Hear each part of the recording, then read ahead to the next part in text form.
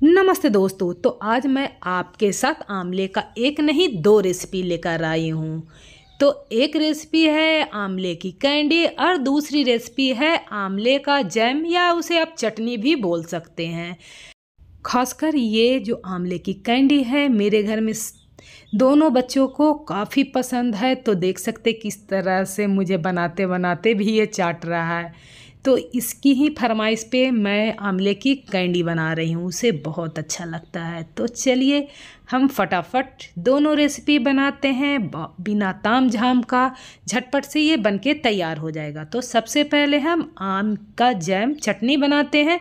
तो यहाँ पर मैंने हाफ केजी आंवला लिया है जिसे मैंने पहले ही धो लिया है। तो आप इस चटनी को बनाने के पहले आंवले को आप देख लीजिए, सड़े गले जो भी आंवला हो उसे आपको साइड कर लेना है। तो यहाँ पर हम प्रेशर कुकर में आंवला को डाल देंगे, पानी डालेंगे और इसे हमें एक सीटी आने तक पका लेना है। तो बिल्कुल आसान तरीका है, आप चाहे तो इसे स्टीम भी कर सकते हैं।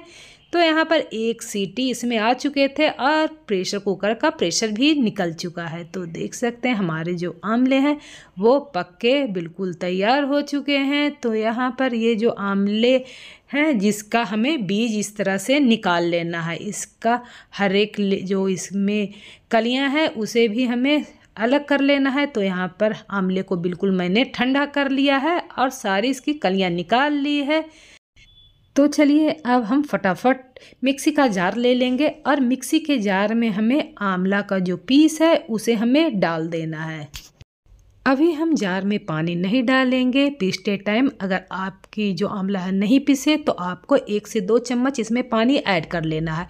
अगर बिना पानी डाले ही ये पीस के तैयार हो जाए तो आपको बिना पानी डाल के पीसना है। अगर ज़रूरत पड़े तो थोड़ा बहुत पानी इसमें आपको ऐड कर लेना है। तो यहाँ पर हम कढ़ाई लेंगे जिसे हमें गर्म कर लेना है। इसमें हम 1 से 2 चम्मच घी डालेंगे।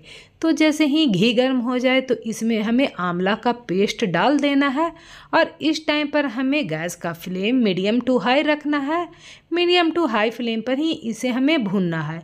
हमें तब तक भूनना है तब तक लगे कि जो आंवले में एक्स्ट्रा जो पानी है वो सूख जाए। तकरीबन 4 से 5 मिनट आप भूनेंगे आंवले के पेस्ट को तो तकरीबन ये भून के तैयार हो जाते हैं। देख सकते हैं इस तरह से हमारे जो आंवले का पेस्ट है वो भून चुका है। तो इस टाइम पर हम इसमें चीनी डालेंगे। तो चीनी का क्वांटिटी होगा जितना आंवला उतना ही आपको इसमें चीनी डालना है।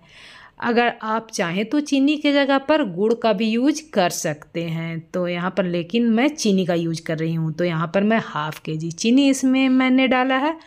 अब हम गैस का फ्लेम लो टू मीडियम रखेंगे और इसे आंवले के साथ चीनी को हमें मिक्स कर लेना है। जैसे ही आप देखेंगे कि चीनी पिघलना शुरू होगी तो आंवले का पेस्ट पतला हो जाएगा।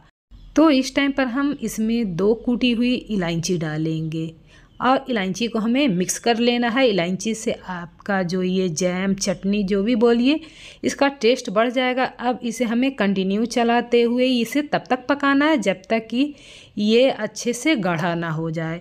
जैसे ही इस तरह से आप चलाएंगे तो कढ़ाई का तला छोड़ने लगे तो समझ जाइएगा कि आपकी ये जो मीठी चटनी है वो बनके तैयार हो चुकी है। इसे आप स्टोर कर तकरीबन 3 से 4 महीने तक रख सकेंगे। अच्छे से इसे बनाएंगे तो ये साल भर तक ख़राब नहीं होते हैं।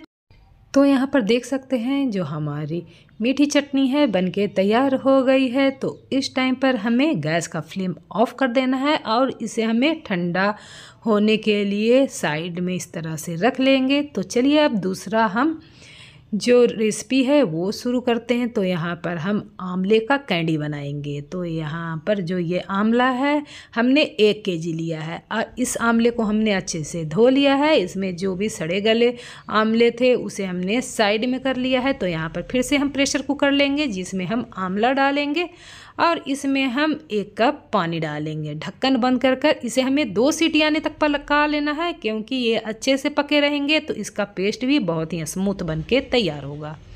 तो यहाँ पर देख सकते हैं प्रेशर कुकर में प्रेशर हट चुके हैं और आंवला भी देख सकते हैं अच्छे से पक चुका है। तो अब हम इस आमले को हल्का सा ठंडा कर लेंगे। उसके बाद इसका बीज हम साइड कर लेंगे। तो यहाँ पर देख सकते हैं सारे आमले से हमने बीज अलग करके इस तरह से पीस तैयार कर लिया है। तो अब हम मिक्सी का जार लेंगे जिसमें हम आमले का जो पीस है वो डाल देंगे। अभी इसमें पानी नहीं डालेंगे, जैसे जैसे ज़रूरत होगा तो हम इसमें पानी डालेंगे। तो इसके पीसते टाइम हमने 2 से 3 चम्मच पानी का यूज किया है। तो देख सकते हैं बिल्कुल स्मूथ सा आमले का पेस्ट हमारा बनके तैयार हो चुका है। गैस का फ्लेम ऑन करने के पहले एक काम और कर लेते हैं। तो यहाँ पर हम कैंडी को जमाने के लिए एक ट्रे में हमें घी से अच्छे से ग्रीस कर लेना है और इसके ऊपर हमें एक बटर पेपर लगा देना है जिससे कि कैंडी निकलने में आसानी होगी। तो यहाँ पर इसे अच्छे से सेट कर लेंगे और ऊपर से फिर से हम घी से इस तरह से ब्रश की हेल्प से इसे ग्रीस कर लेंगे और इस ट्रे को हमें साइड में रख लेना है। तो चलिए अब गैस का फ्लेम ऑन कर लेते हैं और इसे हाई फ्लेम पर ही हमें तब तक भूनना है जब तक कि इससे जो एक्स्ट्रा मॉइस्चर है वो निकल ना जाए। तकरीबन आप 4 से 5 मिनट की भुनाई करेंगे तो इसमें जो एक्स्ट्रा मॉइस्चर है वो उड़ जाएगा। तो देख सकते हैं यहाँ पर जो आंवला है अच्छे से भून चुका है। तो अब इसमें हम चीनी डालेंगे। तो चीनी का रेशो वही रहेगा, जितना आंवला उतना ही चीनी। तो यहाँ 1 केजी आंवला है तो 1 केजी चीनी डालेंगे और इसमें हम 1/4 चम्मच काली मिर्च पाउडर और 1 चम्मच ग्रेट किया हुआ अदरक इसमें डालेंगे और इसे हमें मीडियम फ्लेम पर इन सबको हमें अच्छे से मिक्स कर लेना है। और जैसे जैसे आप मिक्स करेंगे आंवले का जो पेस्ट है वो पतला हो जाएगा। इस टाइम पर आप सावधानी से पलटे को चलाइएगा क्योंकि जो ये आंवले का पेस्ट है इसका छींटा इधर उधर भागेगा, इसीलिए आप थोड़ी सी सावधानी बरतिएगा। तो यहाँ पर अब हम इसे तब तक भूनेंगे जब तक कि जो ये आंवले का पेस्ट है फिर से गाढ़ा ना हो जाए। तो यहाँ पर देख सकते हैं जो आंवले का पेस्ट है इस तरह से गाढ़ा हो गया है। तो हमें इसे कैंडी के रूप में जमाने के लिए यहाँ पर हम 2 चम्मच पानी लेंगे और 2 चम्मच हम कॉर्नफ्लोर लेंगे। आप चाहें तो अरारोट का भी यूज कर सकते हैं। तो अब हम थोड़ा थोड़ा करके अरारोट का जो मिक्सचर है उसे हमें आंवले के पेस्ट में मिक्स करते जाना है। एक बार में सारा पेस्ट नहीं डालिएगा, 3 से 4 बार में कॉर्नफ्लोर का जो मिक्सचर है उसे आपको इसमें ऐड करते जाना है। जब भी आप कॉर्नफ्लोर का मिक्सचर डालिए उसे अच्छे से मिक्स कर लीजिए, उसके बाद ही दूसरी बार इसमें डालिए। तो इसी तरह आपको सारा कॉर्नफ्लोर का जो मिक्सचर है उसे डाल देना है, इसे कंटिन्यू चलाते जाना है। तो तकरीबन 4 से 5 मिनट और पकाना जिससे कॉर्नफ्लोर का जो कच्चापन है वो भी दूर हो जाए। तो यहाँ पर देख सकते हैं बिल्कुल अच्छे से जो हमारा आंवले का पेस्ट है वो बनके तैयार है। तो हम इस ट्रे में डाल देंगे और इसे अच्छे से इस तरह से एकसार कर लेंगे और इसे हमें साइड में रख लेना है। तकरीबन 3 से 4 घंटे या उससे भी ज़्यादा हो जाएंगे ठंडा होते हुए। तो यहाँ पर जो ये जेली है अच्छे से इस तरह से देख सकते हैं सेट हो गई है। तो चलिए इसे हम जेली को हम काट लेते हैं। तो यहाँ पर सबसे पहले जो ये पेपर है उसे हमें साइड में कर लेना है। आप अपने मनपसंद साइज में इसे आपको काट लेना है। बड़ा पीस चाहते हैं तो बड़ा पीस काटिए, नहीं तो इसे आप छोटे पीस में काट लीजिए। और यहाँ पर हम जो चीनी का बूरा होता है या तो आप चीनी को पीस कर भी इसमें लपेट लीजिएगा। आंवले की कैंडी के ऊपर चीनी का पाउडर लगाने से आपस में कैंडी चिपकेगी नहीं और ना ही आपके हाथों में चिपकेगी। तो जो ये आंवले की कैंडी है खासकर बच्चों को बहुत ही पसंद आता है। तो बच्चों को बस किसी तरह आंवले को खिला दें कि इस सर्दी में उनकी जो इम्यूनिटी है वो मजबूत रहे।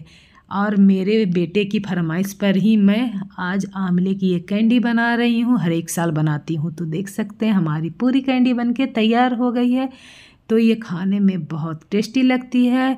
और यहाँ पर जो हमने आंवले का जो चटनी बनाया था वो भी यहाँ पर बिल्कुल ठंडा हो गया है। तो इसे आप चाहें तो रोटी, पराठे या ब्रेड के ऊपर भी इसे लगा कर खाइए। इसका भी टेस्ट बच्चों को काफ़ी पसंद आता है। तो अगर मेरी ये वीडियो पसंद आई तो लाइक और सब्सक्राइब करके जाइएगा।